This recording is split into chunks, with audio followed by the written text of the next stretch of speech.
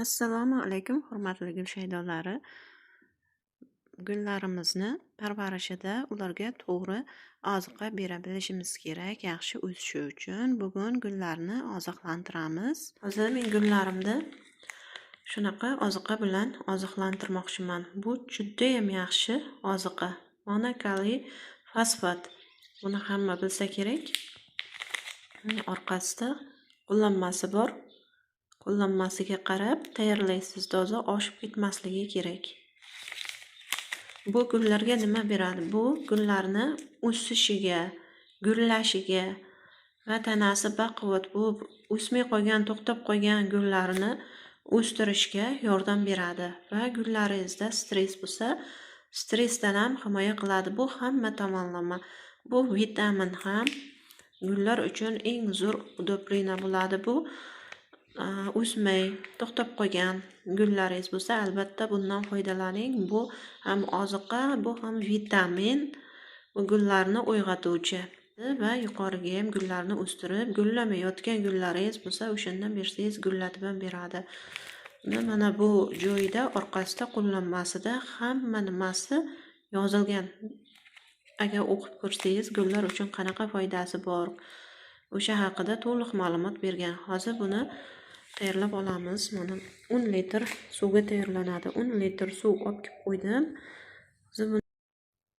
10 litr suvga 5 gram solasiz. Mana orqasida ko'rsatmasi bor. O'sha ko'rsatmasida yozib qo'yibdi. O'shanga qarab hozir 5 gram tortib olamiz.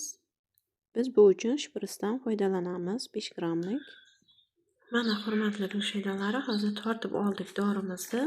Mana parashok bo'ladi, ichida oppoq rangda. Buni gramni o'lchashga qiynalsangiz 5 gram to'ldirib olasiz. 10 litrga 5 gram solyapman hozir to'ldirib. Buni eritib olamiz birinchi.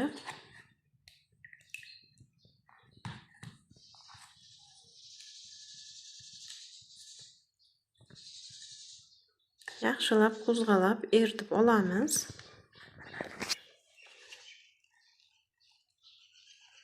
Erigandan keyin chelakka qo'shamiz.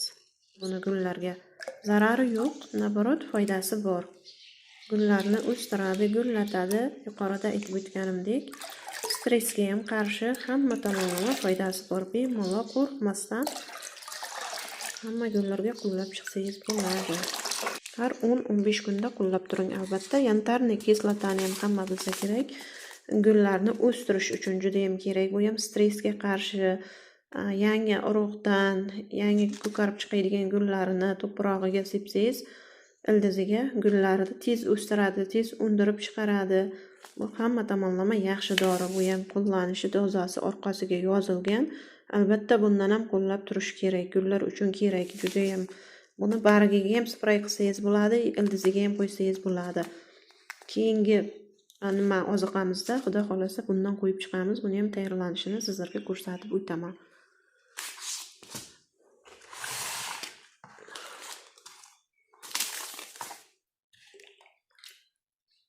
Shunaqa qilib, o'zi hamma gulni sug'orib chiqamiz endi. Oz-ozdan mana shu gullarga qo'yib chiqamiz. Gullarimizda cherinka qilaydiganlari bor va ekilaydiganlari bor. Vaqtimiz bo'lmayapti. Ularni ham bir ayirib sizlarga video qilib ko'rsatamiz, tuvaklarini yangilab. Bu gullarimiz tegidan suv ichadi. Hozir bularni ham o'sha dori suvga bo'ktirib qo'yamiz tuvagini. Bu begoniyalar umuman ustidan suv qo'yish mumkin emas, bilsangizlar kerak, faqat tegidan suv ichadi. Agar ustidan suv qo'yilsa, bu chirib qoladi. O'shaning uchun doim ana shunaqa chelakka suvga solib qo'yamiz.